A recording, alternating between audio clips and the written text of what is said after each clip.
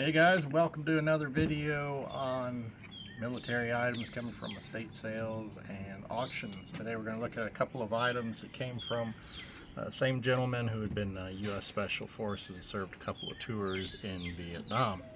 In particular, these items would be from what would be classified as the advisory period, which is basically anything that occurred in Vietnam before 1965. So there were a lot fewer troops in Vietnam, and their official capacity was just to be advising the South Vietnamese. So with this gentleman here, 1964 was when he first went to Vietnam.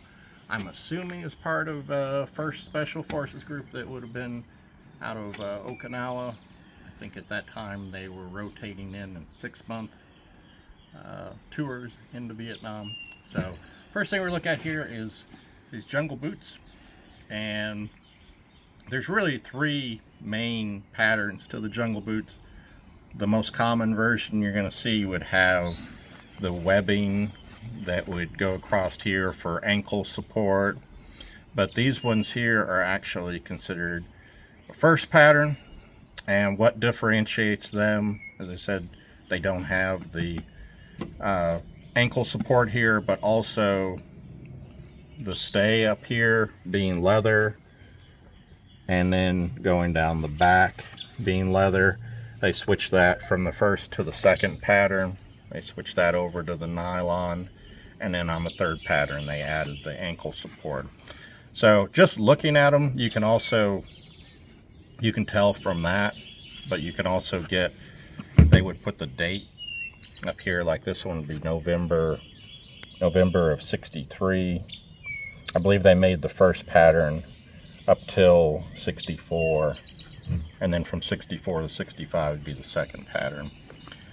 And they'll also have this, a lot of times this will be missing. You can see it's something that would come out fairly easily, but it's interesting on this one, even though the date imprinted on the leather said November of '63, the contract date in here is actually from 1964. So that's one of those things that sometimes when you look at the contract date and you assume all these boots must have been made in '64, but they were actually made at the end of '63.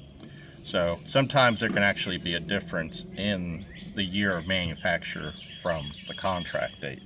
But overall, they're in good shape. As you can see, they're before they came up with the Panama sole, prior to that, which was certainly helpful. I think they were getting a lot of extra mud stuck in those soles like that. And this next thing here is a poncho liner, and kind of similar to the boots where you had three different main patterns. There's really three different main poncho liners that were used in Vietnam, with the first one just being, it's just a flat olive drab and it's square. And then they came up with this one, and I believe it was like, this one's got a contract date of 1962. So again, it's pretty early on. And this camo pattern, I believe this would be the same pattern camo that they used for like the parachutes, which kind of makes sense. The main poncho liners that you're going to find from Vietnam are going to be the ERDL pattern, which are fairly common, but these have actually really gone up in value as far as for people collecting them in the last few years. Just 5 years ago, one of these you could sell for $200, and now, like this one just sold, it was $450. So certainly something to be on the lookout for if you're out on an estate sale or an auction, because some people may say, oh, it's just a poncho liner, it's not anything too exciting. But there are a lot of people collecting the earlier advisor period items. And you see there's the tag on it. It's not the greatest shape, but I said it's the contract is 1962. And what's interesting about this one actually is the gentleman that owned these boots and this poncho liner, when he retired, he was a colonel, and he had actually put a little, wrote up an index card for some of the items when they were auctioned off.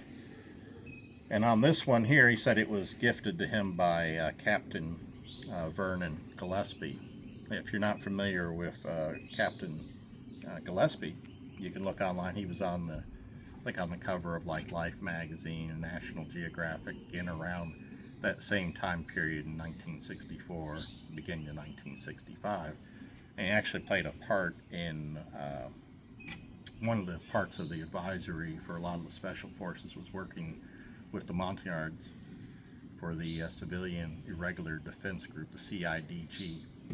So he was commanding officer of one of the camps, and there was the Montagnard uprising in September of '64, and he actually played a pivotal role in that not getting out of control and becoming a bigger issue. So it's interesting that this poncho liner would have belonged to him, and then he would have given it to this other gentleman. I believe that was in December of '64 that he said he gave him this.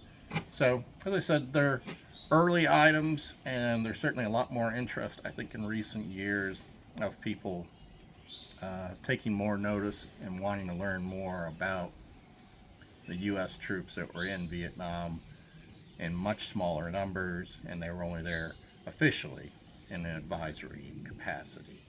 So I said, just something to be on the lookout for if you're out at a state sale or an auction.